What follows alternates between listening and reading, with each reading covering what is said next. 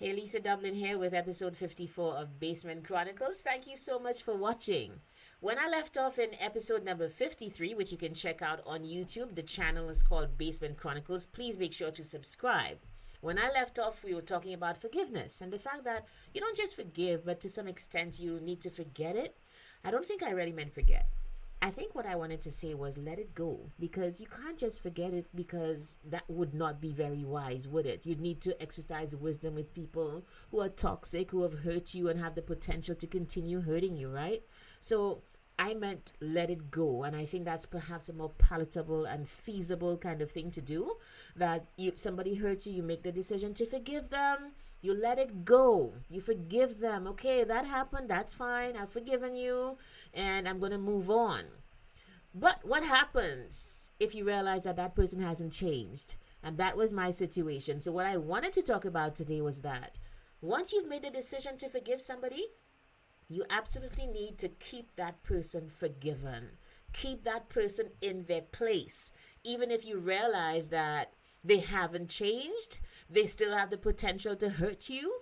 You don't go and rehash and remove the scab and just relive the pain of that first hurt. Keep that person in their place, and that place is forgiven. So, have you ever been in that situation where, you've forgiven somebody, you've gone through that pain like I did, and lo and behold, I find myself in relationship with that person again, and I realize that that person hasn't changed any. You guys, I felt like I was back being 15. I felt like I was in a time warp. It was that same thing all over again.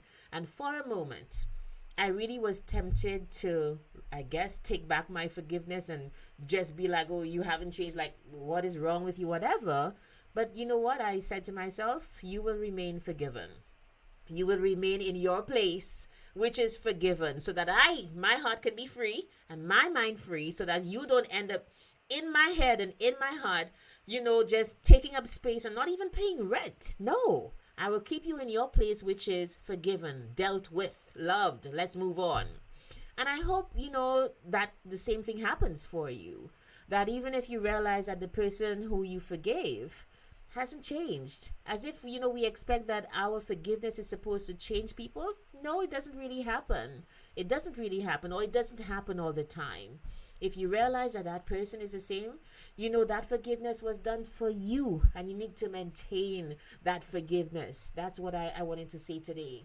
If this has helped you or inspired you in any way, or somebody who might be struggling with unforgiveness, with moving on, with rehashing the hurts of the past, please share this video with them. It just might help. And go follow me on IG at Lisa M. Dublin, and subscribe to my YouTube channel, Basement Chronicles. See you again, and remember to, when you forgive somebody, keep that person forgiven. Thanks. Bye.